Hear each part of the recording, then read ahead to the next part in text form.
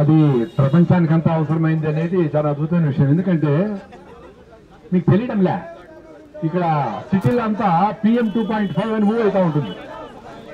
Air quality index అంటారు. PM 2.5 అది 35 ఉండాలా. ఢిల్లీలో 500 పైన పోయి స్కూల్ మూవ్ చేశారు. ఇదేదో ఇక్కడే తయారైంది కాదు. అమెజాన్ ఫారెస్ట్ నుంచి ప్రపంచానికి కావాల్సిన 20% ఆక్సిజన్ వస్తా ఉంది. మరి హైదరాబాద్ కొంచెము, విజయవాడ కొంచెము, బెంగళూరు కొంచెం అన్ని ఇవ్వాలి కదా. మొత్తం ఇవన్నీ మేము నాశనం చేసి అమెజాన్ ఇవ్వండి మొత్తం ఏమంటే ఎట్లా ఇస్తాడు? రెండోది, మనం తినే ప్రతి గ్రెయిన్ మీరు తింటా ఉండే రాగులు, జొన్నలు, సతలు, కొర్రలు, సామలు, ఆరికలు, ఊగలు, అండుకూరలు, మొత్తం ఫుడ్, మొత్తం కూరగాయలు, మొత్తం ఆకులు అన్ని ఫారెస్ట్ నుంచి వచ్చాయి. ఏ సైంటిస్టులు ల్యాబ్ లో తయారు చేయలేదు నాయన. విత్తనాలన్నీ ఫారెస్ట్ నుంచి వచ్చినాయి. ఆ ఫారెస్ట్ బయోడైవర్సిటీలో మనకేం అవసరము, జంతువులకి ఏం అవసరమని నేచర్ డిసైడ్ చేస్తూ ఉంటుంది. ఇప్పుడు ఒక గ్రెయిన్ వచ్చింది, ఒక ఆయుర్వేద మొక్క వచ్చింది అంటే లక్షల ఏళ్ళు ఆ ఫారెస్ట్ తల్లిలాగా మనం చచ్చిపోయినప్పుడు భూమిలోకి వేస్తే దాని నుంచి మైక్రోరైజా మొత్తం అది సిగ్నల్స్ పంపించి మీకు ఏం అవసరమో, కాల్షియమా, మెగ్నీషియమా ఏం అవసరం, ఏం డెఫిషియన్సీ ఉంది అని ఒక పండు పుడుతుంది, ఒక కాయ పుడుతుంది, ఒక గ్రెయిన్ పుడుతుంది. సో ఫారెస్ట్ లేకపోతే మొత్తం అటాచ్. ఇంకా 10 ఏళ్లలో అసలు ఈ సాయిల్ని మనం ఆర్గానిక్ ఫార్మింగ్ వదిలేసి కెమికల్ ఫార్మింగ్ చేసిన దానికే అందరికీ రాలేదు. ఇది కాకుండా ఫారెస్ట్ కూడా లేదనుకో ఏం జరుగుతుంది? ఒక సైంటిస్ట్ అతను చెప్పినాడు, ఒక వరికి ఒక రకమైన జబ్బు వచ్చింది. ఎందుకు సెలక్షన్ చేస్తాడు సైంటిస్టులు, ఇప్పుడు సెలక్షన్ చేస్తారు అంటే బాగా ఈల్డ్ రావాలా అని. ఆ సెలక్షన్ చేసిన వెరైటీలే మనం తింటా ఉండే వరి ధాన్యాలన్నీ.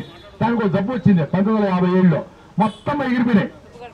అప్పుడు ఫారెస్ట్ లో పోయి వెతికితే ఆ బ్యాక్టీరియాతో ఎఫెక్ట్ గాని ఒక సన్నగుండే వరి మొక్క దొరికితే దాన్ని క్రాస్ చేస్తే ఇప్పుడు వరి అంతా తింటా ఉంటారు మీరు.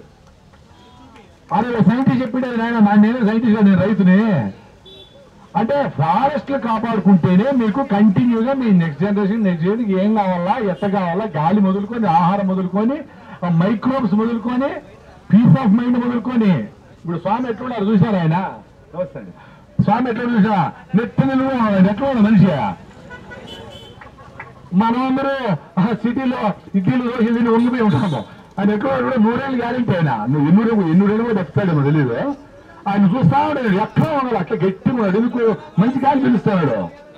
ఈడు జూబిలీస్ ఇల్లు కావాలనుకోవాలా, ఆ మొత్తం డ్రైనేజ్ జూబిలీస్ అయితే డ్రైనేజ్ పడతా ఉంది అక్కడే. రాత్రి కింద పోతే ట్రాఫిక్ పంచగొట్టాలి, పైన డ్రైనేజ్.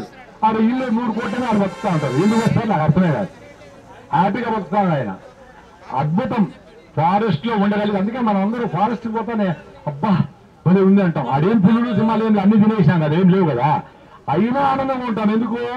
ఫారెస్ట్ కు మనకు కనెక్షన్ ఉంది. ఎందుకంటే ఫారెస్ట్ నుంచినే బయట వచ్చినాం మనము. జీన్స్ లో ఎప్పుడు మనకి ఎప్పుడెప్పుడు ఫారెస్ట్ వస్తుందంటే పిల్లలు అలర్ట్ అయిపోతారు. ఎందుకు? మన జీన్స్ లోనే ఫారెస్ట్ అనేది ఇంబైబ్ అయింది. మీకంటే ఎట్లా కర్మ తప్పదు సిటీలో ఉండేవాళ్ళకి. అక్కడ పల్లెలో ఉండేవాళ్ళనే ఫారెస్ట్ లేకుండా చేసి ఎందుకు చంపుతారు అనేది నా ఉద్దేశం. ఇప్పుడు మీ చెత్తంతా తీసుకుని ఆడేస్తుంటారు. హైదరాబాద్ లోనే చెత్త ఎత్తుకుని పక్కన పల్లెలు వేస్తారు, వాళ్ళు ఎత్తుకుని చిన్న విలువలు చేస్తారు.